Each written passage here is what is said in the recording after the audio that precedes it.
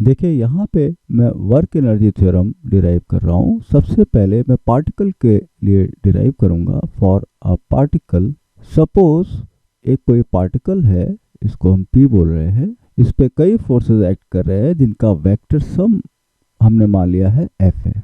Suppose ये particle एक path पे मूव कर रहा है। सपोज ये A पॉइंट से B पॉइंट तक जाता है। यहाँ पे इसकी स्पीड दी हुई है va है और B पॉइंट पे स्पीड vb है। पार्टिकल का मास दिया हुआ है m।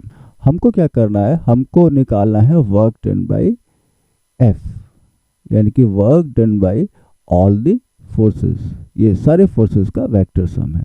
तो बाय डेफिनेशन ये क्या हो जाएगा, ये हो जाएगा इंटीग्रेशन F डॉट dr और लिमिट हम लगाएंगे a टू b, जो भी लिमिट्स होंगी, जो भी यहाँ पे वेरिएबल आएगा उसकी। अब देखिए ये फोर्स जो F है, F को हम क्या लिख सकते हैं, F वेक्टर को हम लिख सकते हैं mass into dv dt into acceleration, Newton's second law से। तो यहाँ पे ये इक्वेशन आ जाएगा इसका m dv dt into dr और यहाँ पे लिमिट्स।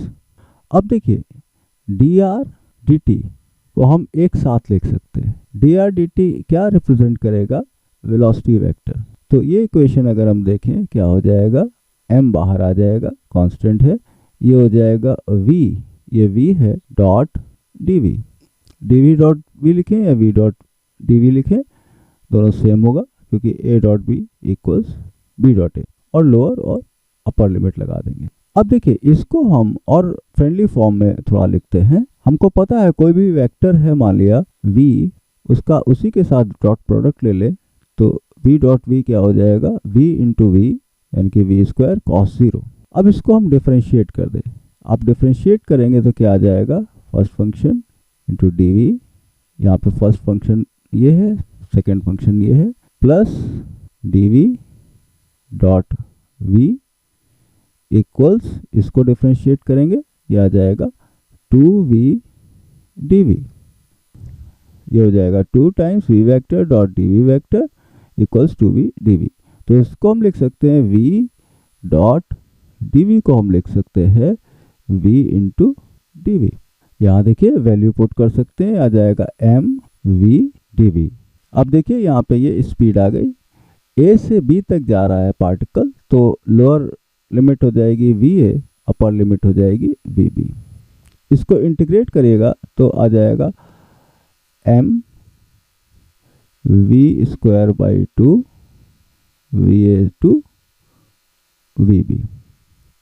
तो यहाँ से देखिए अगर हम देखें वर्क डन बाय F है, यानी कि हम लिख सकते हैं work done by all forces acting on the particle. ये आपका हो जाएगा half m vb square minus half m va square.